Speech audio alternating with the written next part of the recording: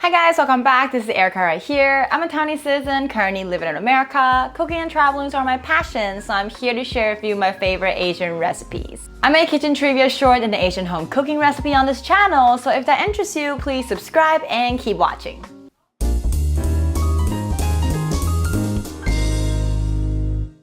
Do you know that next Monday, which is October 10th, is the Taiwan national holiday? It's a public holiday that's celebrating the birthday of Taiwan. So on this special holiday, I'm gonna teach you how to make the most famous Taiwanese street food, the Yansuji Taiwanese popcorn chicken. If you have followed me for a while, you might know that I really don't like deep frying at home because it makes day-to-day cooking more complicated and also cleaning is never fun. But for the Taiwanese popcorn chicken that we're making today, it is only good if you deep fry them. And since we're celebrating Taiwanese birthday today, let's make an exception. So screenshot! Here's all the ingredients that we'll need for today's recipe. We'll need some chicken. You can either use chicken thigh or chicken breast, minced garlic, egg, sweet potato starch, cornstarch, water, baking soda, and basil. For the seasoning, we'll need soy sauce paste, dark vinegar, sugar, cooking wine, 5-spice powder, black and white pepper powder, and some salt. First things first, let's prep our chicken. Cut your chicken thigh or breast into 1-inch dices. It doesn't have to be a perfect cube, but try to make the size as uniform as possible so it can be fried more evenly later. Now, if you're using the chicken breast, here's an extra step for you. To make the chicken breast as tender as the chicken thighs, we'll have to soak them in baking soda water for 15 minutes. This step can soften up your chicken breast and increase its water retention. Give the chicken a little massage to ensure they're not sticking together and also melt down the baking soda. But if you're using chicken thigh, you can skip this step. 15 minutes later, drain out the water on the chicken as good as you can and pat it dry with a paper towel. Next, add in your minced garlic and egg in the same bowl and use your hand to mix them in one direction to let the chicken be covered with garlic and egg.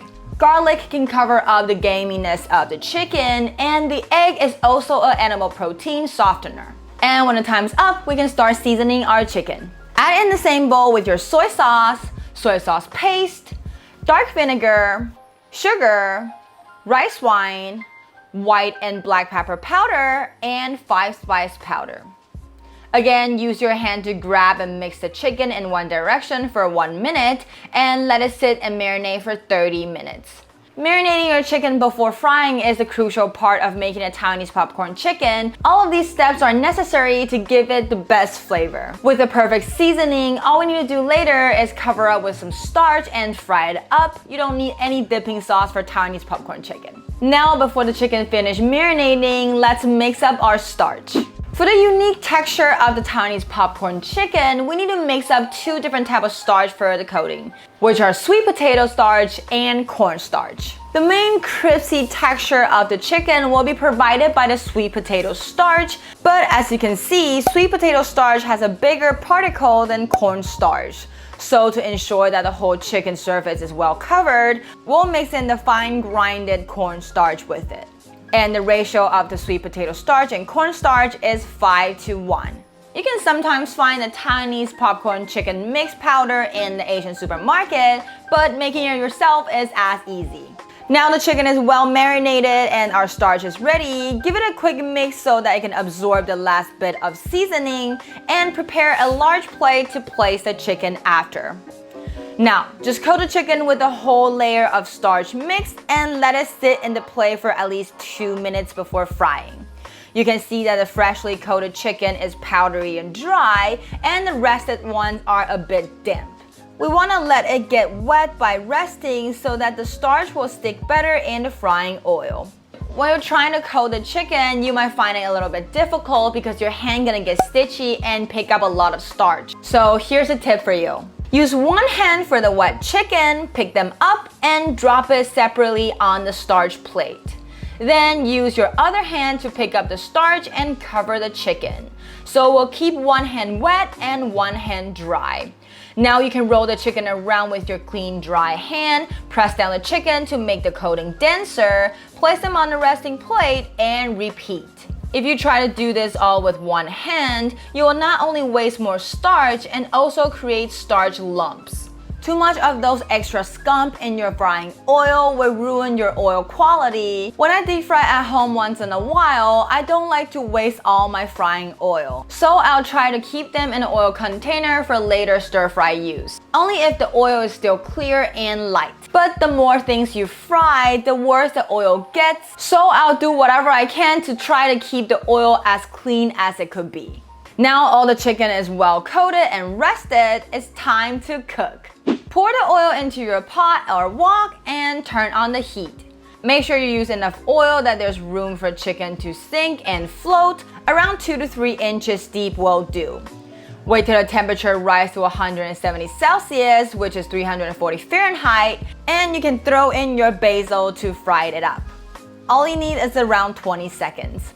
This step will release the aroma of the basil into the oil, so later when we stir fry our chicken, you will have a little hint of basil flavor. And also, the Taiwanese popcorn chicken always comes with fried basil in the bag. It definitely makes the Taiwanese popcorn chicken smells even better than without it. Now, check again if the temperature is correct, and you can drop in your chicken one by one.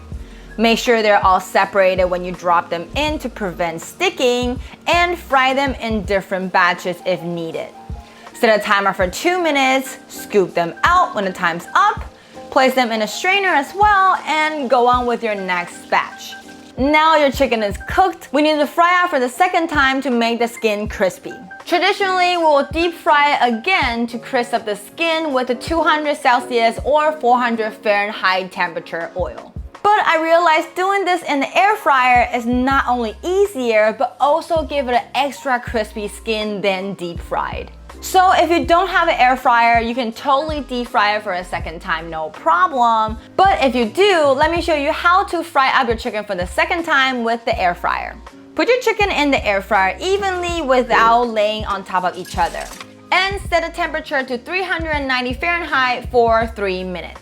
If you only want to eat half of your chicken, then just air fry half of them. Keep the rest of the chicken fried only one time in a zipper bag and freeze it in the freezer. And in the future, when you want your chicken, you can take it straight from the freezer to the air fryer and use 390 Fahrenheit to fry them up for 5 minutes. They will taste exactly the same and as crispy as freshly made. Now when the time's up, take them out and place them in a mixing bowl with the basil. Sprinkle some salt and pepper if you want, and give it a few more toss and mix them well like a professional. And done! The Taiwanese popcorn chicken is ready. Wow, it smells so good. It is exactly what you'll be smelling in the night market in Taiwan.